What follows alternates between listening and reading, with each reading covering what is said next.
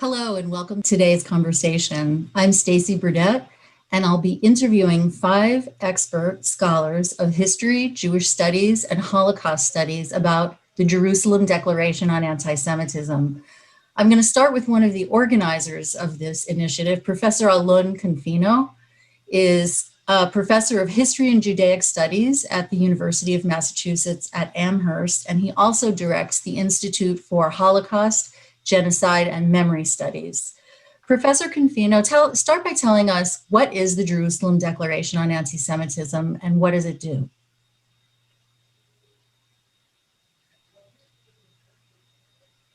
Thank you, Stacy.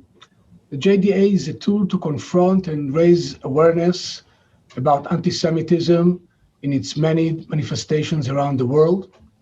It includes specific guidelines for those seeking to explore further what anti-Semitism is and what it is not, in order to make all of us more prepared to craft a powerful response against it. Who organized this initiative and why is it being launched now of all times? So in 2020, a group of scholars from the fields of anti-Semitism, Holocaust, Jewish studies, Israel-Palestine, Middle Eastern studies, got together in order to think about anti-Semitism. We came from different backgrounds, different countries, different fields, and also different political persuasions, also about Israel and Palestine. We gathered with a sense of urgency and responsibilities because of the current state of the discussion about anti-Semitism.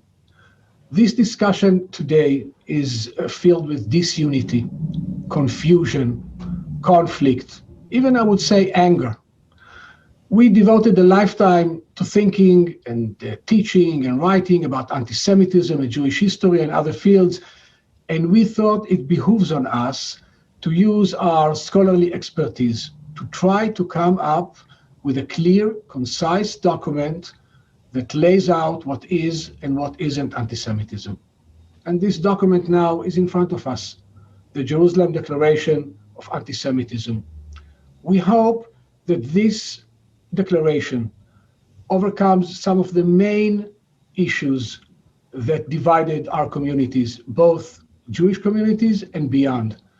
First, by seeking to distinguish anti-Semitic speech from legitimate political criticism of Israel and Zionism, and second, by preserving at all costs free speech and academic freedom. Now, we understand that one document cannot resolve the issues and cannot be definitive.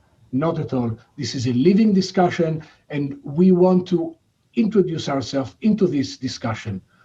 But we think that our document is crucial, and I may describe it in the word of repair, tikkun olam.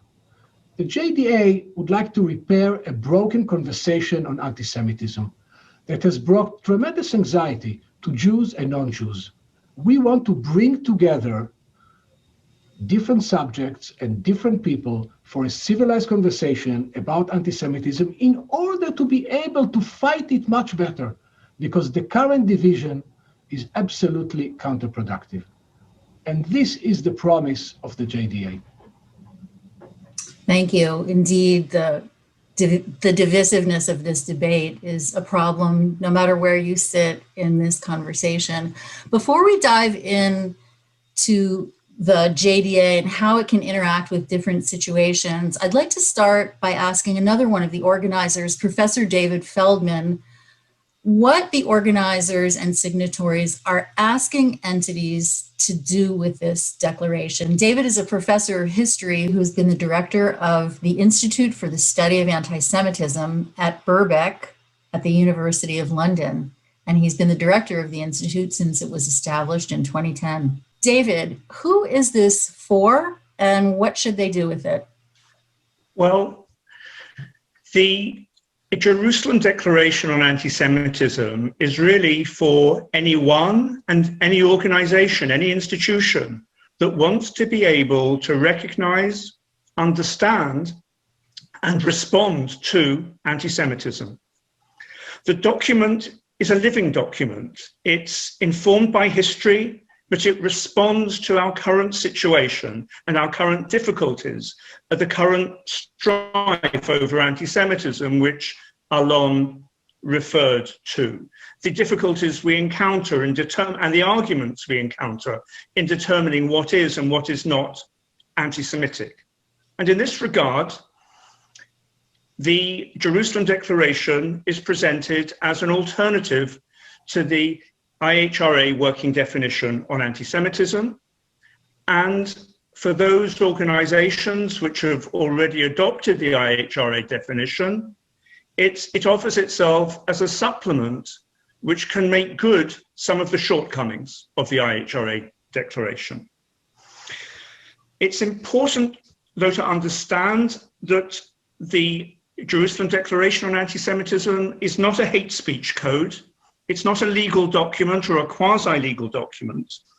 Rather, it's to help us as individuals or as members of civil society organizations, other institutions, to respond to difficult situations, to make important judgments over what is and what is not anti-Semitic. Thank you so much, David. I'm glad you talked about the JDA interacting with very real world situations. I want to bring in the voices of some of the signatories who have perspectives from different sectors, different parts of the world. I'd like to invite Professor Lila Corwin-Berman, who's a professor of history at Temple University. She holds the Murray Friedman Chair of American Jewish History. She's also the director of Temple's Feinstein Center for American Jewish History. Lila, you've been immersed in the experiences of students facing anti-Semitism and have lived with how these debates are unfolding on campuses. Tell us, why did you endorse the JDA, and how do you think your students could be impacted by this declaration? When I read the JDA, it was really clear to me that this is a document that experts have thought a great deal about, and also that it's a practical tool.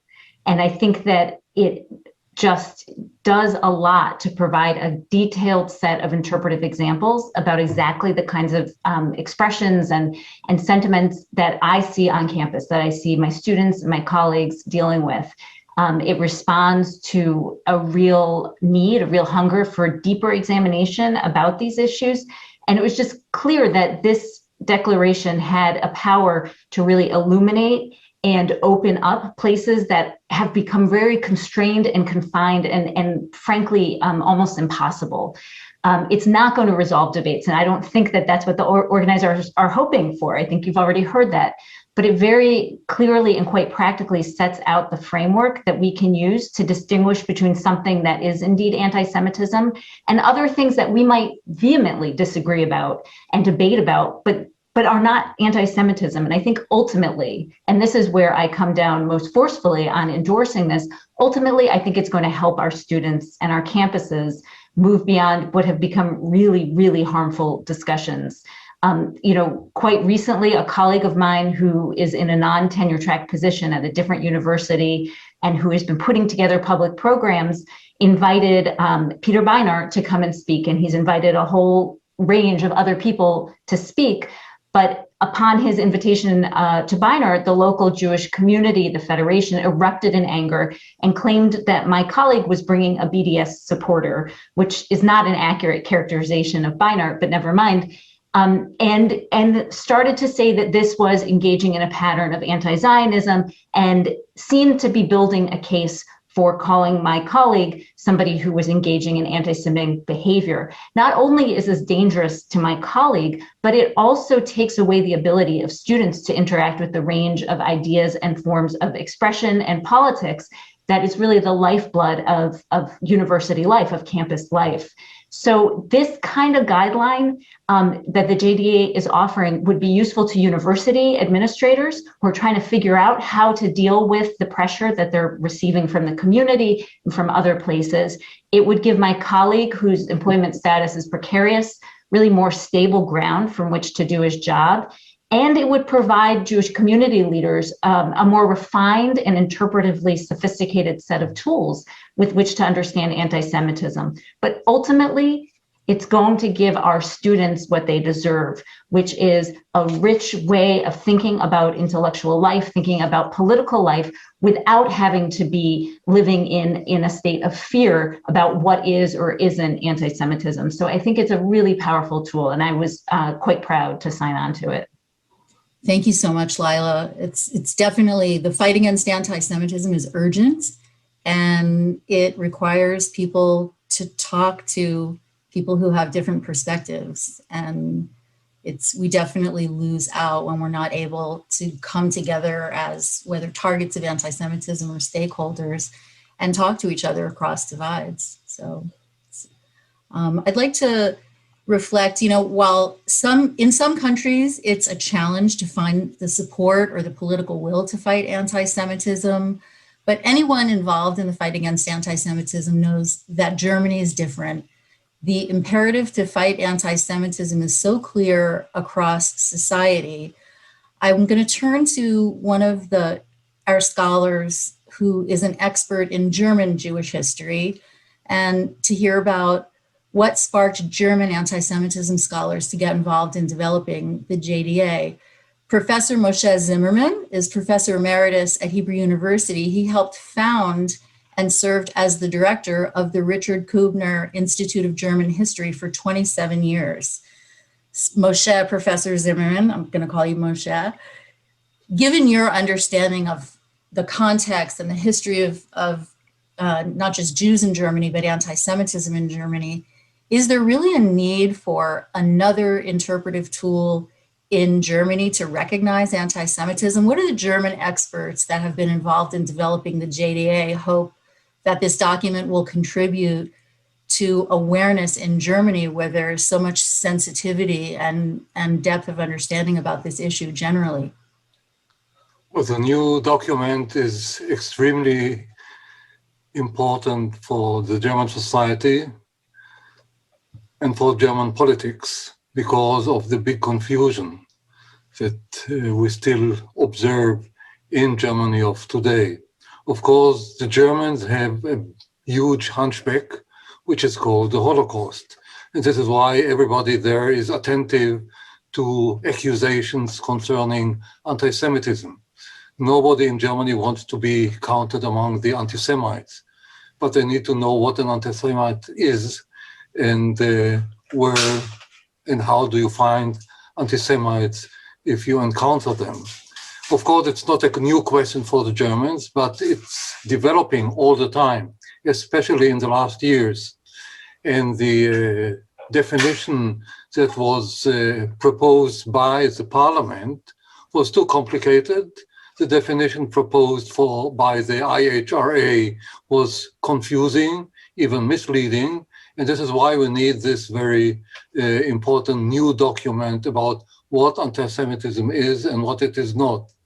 I am Israeli, and I know how confusing it is for Israelis to define what anti-Semitism is, even though everybody believes that he knows what it is. Not everything that is said against Israel, against the Israeli, against a Jew is by definition anti-Semitism. The same goes also for the Germans. I am a kind of a go-between between Israel and Germany. And the problem is very acute when you talk to Germans. This is why we needed the support, and we got it from very important scholars in Germany who are experts on racism, experts on human rights, experts on anti-Semitism, on Jewish history, and so on and so forth. We have big names who signed the declaration, and they knew why they do it. They do it because the German society and German politics are so confused. They are mixing anti-Semitism with other elements. They are shifting the focus very much to the question of Israel, as if Israel is the only relevant element in the story and the history of anti-Semitism, and this is something that has to be corrected by the new declaration, the Jerusalem Declaration on Anti-Semitism, and all who signed it hope very much that the discussion about anti-Semitism will be back on track in Germany and not put on the wrong side as it is at the moment. If you look into the discussion and you follow it, reading the newspapers or reading also pieces of research. Thank you. It's true. We can't forget how complex anti-Semitism is. It's a shapeshifter. It keeps changing. And that it's not just people in Israel and Israelis, the voices around the debate and the struggle to identify the best way to recognize anti-Semitism and the best diagnostic tool are Jews themselves. That's a perfect segue. I want to turn to Professor Leora Auslander, who has a great deal of experience and expertise in looking at how anti-Semitism is situated in the anti-racism community and field. Professor Auslander is the Arthur and Joan Rasmussen Professor of Western Civilization and a Professor of Modern European Social History at the University of Chicago. She's also a member of the Executive Committee of the Greenberg Center for Jewish Studies, the Center for the Study of Race, Politics, and Culture.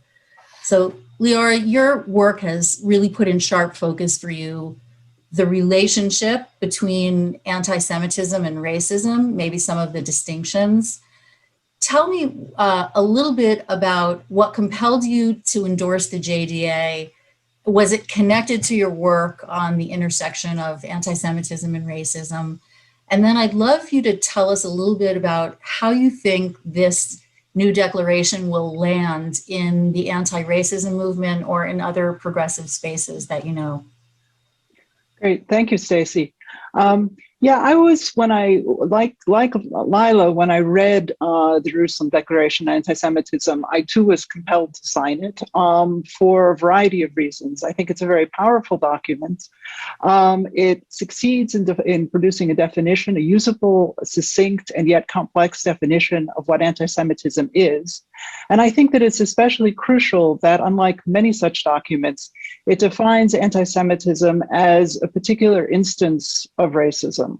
It's a form of racism that has, as the document says, certain distinctive features, but it is a particular form of racism rather than a unique evil.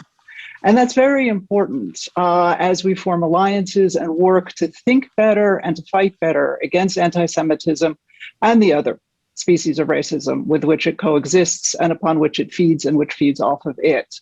It's important analytically to make that connection. We'll understand what anti-Semitism is and the best actions to approach its combat when one thinks about it relationally. In the United States, for example, it's crucial to think about anti-Semitism in the context of anti-Blackness and anti-Asianness, particularly at this historic moment, but that's true across time. And this document opens the way for us to do that. It's also effective for the political fight against anti-Semitism. The JDA, I think, can be used by those fighting in coalitions to combat all forms of racism, as well as effectively by Jews who are participating in anti-racist mobilizations, focusing on other groups, whether they be Blacks, Muslims, Latinx, or Asian. And it also helps provide guidelines, a tool, as Lila said, for thinking about and assessing when a comment which arise in the context of those coalitions should be defined and can appropriately be defined as anti-Semitic or something else. And that kind of discussion helps keep those coalitions strong, which is, as we know, a difficult task. I also find in the context of the classroom and campuses more broadly, as well as activist mobilization beyond the university, that the guidelines that follow the initial preamble are extremely important. First of all, I think they succeed in economically specifying what anti-Semitism is and what it isn't. And they make very clear that there must not be an automatic conflation between the actions or the policies of the state of Israel and anti-Semitism. Let me give you just a really quick example. I regularly teach courses on forms of political contestation in which we discuss boycotts. Whether I bring up BDS or I avoid the topic, those sessions can become very, very contentious. Assigning the JDA as for the students to read at the beginning of the quarter would go a long way to help us have a productive conversation on when and how boycotts can be effective in bringing about desired change. So I think the JDA has the potential to open up a whole set of very productive conversations among all of us who are committed to fighting all of these forms of racism, thereby incorporating new allies into the struggle beyond the Jewish community and facilitating coalition building.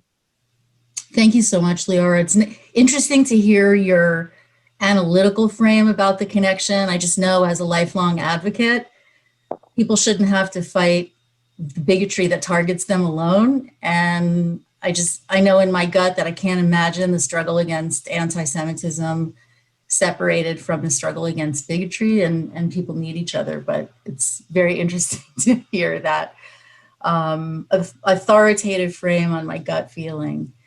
I'd like to move to Britain. The confusion and debate about anti-Semitism in Britain is world news, probably uniquely. And so I'd like to ask you, David, how do you see the JDA having an impact in the political debate in Britain, and say something about, what you think how you think the JDA would land in what's been a very acrimonious debate. Absolutely, absolutely. You're exactly right, Stacey, that over the last half dozen years, the experience of the United Kingdom really has been at the heart of alarm and controversy over anti-Semitism on the left. First of all, with regard to the Labour Party, and more recently with regard to universities in the UK. And this problem really resolves into two related but distinct issues. One, of course, is the problem of anti-Semitism itself, whether it arises in face-to-face interactions, in print, or of course on social media. But secondly, and just as significant, has been the failure of onlookers, as well as of people in responsibility and authority in the Labour Party and in some universities, their failure to recognize anti-Semitism when it's in front of them, to recognize it for what it is, to repudiate it, and where appropriate, to take action. There's been a widespread failure of understanding, sometimes among people for whom anti-racism is an important part of their political identity.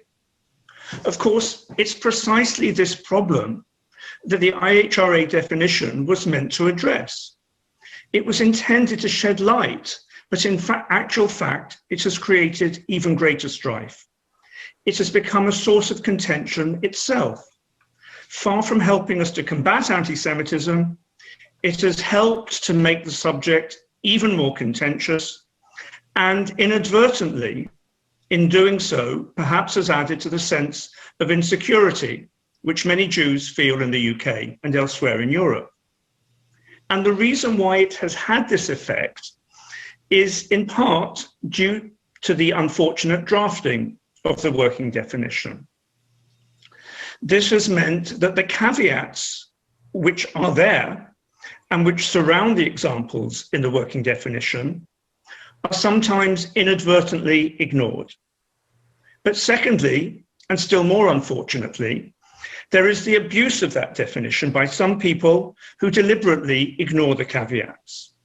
But for whatever reason, ignoring the caveats or misunderstanding them, placing them on one side, has the effect of blurring the differences between anti-Semitic speech and legitimate criticism of Israel. And this is really where the problem lies in the UK. This confusion does not help combat anti-Semitism, but the upshot has been that among significant sections of the left in Britain, the struggle against anti-Semitism, because of its association with the IHRA definition, is associated with attempts to brand support for equal rights for Palestinians as inherently anti-Semitic, and more recently with an attack on academic freedom in universities. This is a tragic and wretched situation which harms Jewish interests and does progressive politics no good at all. So this is why the JDA is so badly needed, not least in the UK, and why it will do important work. The Jerusalem Declaration creates the ground on which we can construct the broadest coalition of forces to contend with anti-Semitism, wherever it emerges, whether from the left or from the right. And it does so by reconciling the struggle against anti-Semitism with the cause of equal rights and freedom of speech. And that's why it will be so important in the UK going forward. Thank you, David. It is true there's just a pervasive sense of vulnerability and insecurity. And a couple of you have talked about fortifying the fight against anti-Semitism through partnerships. But you've brought up some issues that I want to dive into a little bit. And most of them are raised in the part of the JDA that lists a series of conditions, 5 conditions, that the document calls not on the face of it anti-Semitic. And I'd like to ask Professor Confino, can you explain what is meant by that category, those 5 conditions?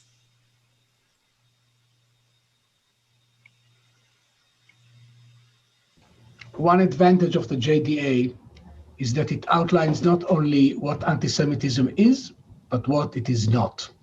The whole point of the JDA is to separate the fight over anti-Semitism, or the fight against anti-Semitism, from the arguments over Zionism and anti-Zionism and over Israeli policies. Bigotry and discrimination against Jews or against any person is never acceptable. Nationalism, Jewish or otherwise, have many historical forms, but it is always open for debate. This is a foundational principle of the JDA. The 5 guidelines in Group C may be considered and are considered by many Jews objectionable, unfair, even offensive, emotionally hurtful. But on their own, these views or actions are not evidence of anti-Semitism. They can be indicators of anti-Semitism if they are couched in the language as outlined in guidelines A and B. And let me give an example. Signatories, we have more than 200 signatories. They represent a whole range of views about the principles of guideline C. The JDA does not take a position about guidelines, the guideline C. It doesn't say they are right or they are wrong. What it says is whether they are anti-Semitic or not. Liora mentioned the BDS. So let me take this very controversial subject. Our signatories have a range of views about the BDS, the entire gamut of views, but they share one principle, that the BDS is a non-violent action by civil society opposing occupation in lines with other boycott movements in the 20th century is not anti-Semitic. It is objectionable, and Jews should and can object it if they want. But in and of itself, it does not fall within anti-Semitism. And this in itself will help us clarify what is and what isn't, and help us also build alliances, as has been said here. So, Alon, people will read the JDA, look at the incredible list of over 200 signatories, and they will see these guidelines that relate to very political and politicized issues. And when people look through the list of signatories or talk to them, they will ask, what are your politics? What was your political agenda in drafting this and how do you think they'll respond, or how would you respond to that It's a question? very good question. Strictly speaking, there isn't. The JDA does not take a political position about Israel and Palestine. It does not have a political program. It doesn't say this is right and this is wrong. The main view of the JDA about Israel and Palestine is based on the principle of equal rights.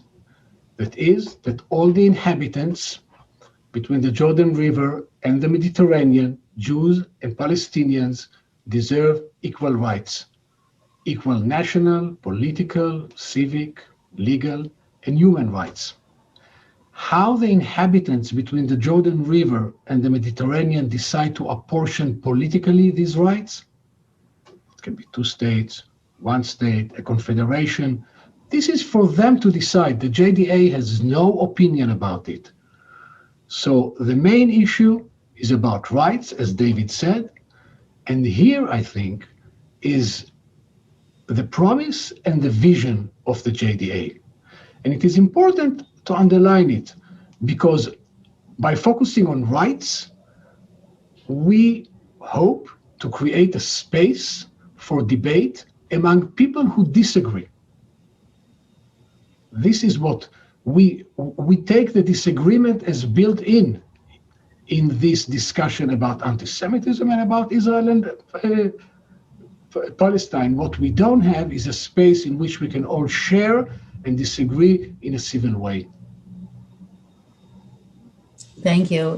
This debate definitely is unfolding in an ecosystem where there's binary thinking on so many issues. And it just seems like the fact that anti-Semitism is rising while we're having this conversation makes it more urgent than ever to try to overcome some of those barriers to conversation and critical thinking. So thank you.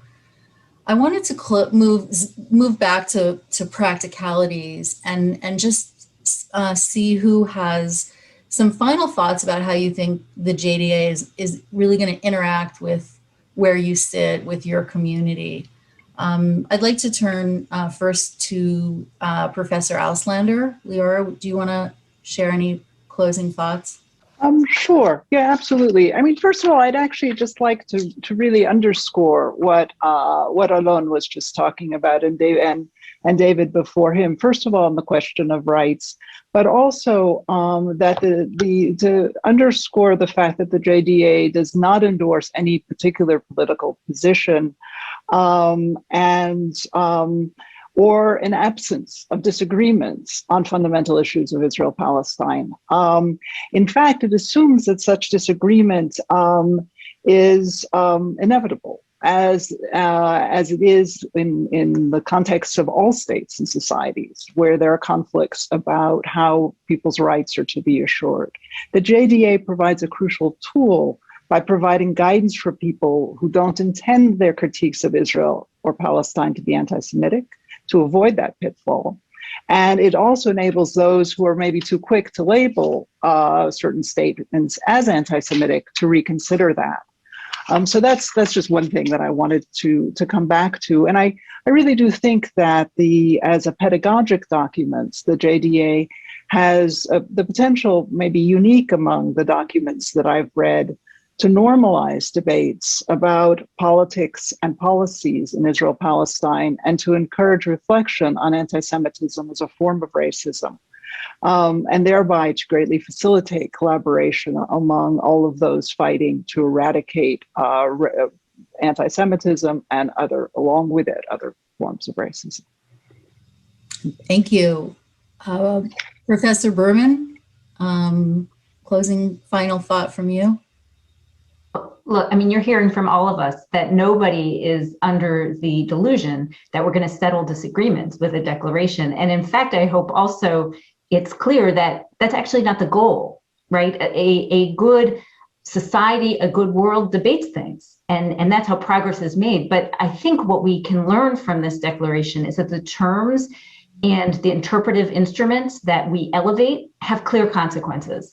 And what I see in this document is the imprint of shelves and shelves of deep historical studies of anti-Semitism and nativism and racism and xenophobia. And that depth, that intellectual depth, is so important as the ballast for this declaration. And I also see a really incredible and admirable effort to think practically about how we can live better with one another. And by agreeing on that fundamental value of equal rights and of freedom of expression. And when those two values clash, I think this is a document that's going to help us think about the right interpretive questions to ask, instead of functioning like other definitions that try to really obscure their own mechanisms and their own mechanisms of power and interpretation. So I see this as a really honest and well-informed and clear and practical instrument to make the alliances that Leora has been talking about, to think in the most complex ways in different international circumstances that others have been talking about. So it is really deserving of a kind of clear effort to embrace and to think about what this can provide in terms of that effort to really move forward. Thank you. Yeah, both of you sort of touched on the fact that the fight against anti-Semitism has always made a positive contribution to the civic landscape in countries where Jews live, whether if it's the fight against racism or the development of human rights instruments. And I think we're in one of those moments right now. It's very exciting to think that the difficult questions that are posed by this conversation and the nuance of this interpretive tool, it's exciting, the prospect that this can make that kind of contribution to the civic landscape right now. I'd like to ask Professor Confino if you would like to leave us with a final reflection. I do, but I think Moshe wanted to say something before. I see something in the chat, if I may. Okay, yes. I wanted only to add something to the question of politics and the definition, especially focusing on Germany.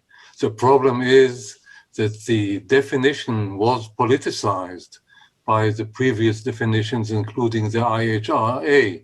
It was easy to manipulate the definition given in order to achieve something which is very political.